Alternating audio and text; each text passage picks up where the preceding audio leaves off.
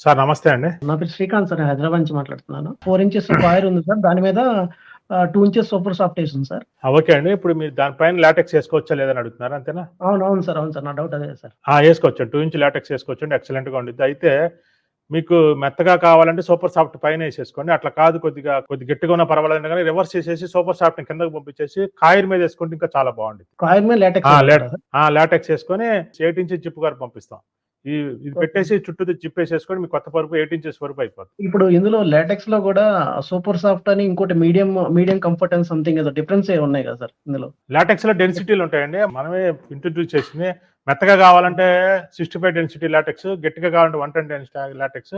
మీకు 90 density LaTeX సరిపోతుంది. 90 మేము పంపిస్తాం. అందరికి కామన్‌గా ఎవరికైనా 90 డెన్సిటీనే పంపిస్తామండి. 110 డెన్సిటీ అనవసరం అండి. 65 డెన్సిటీ మెమరీ ఫోమ్ లాగా ఉండిద్ది.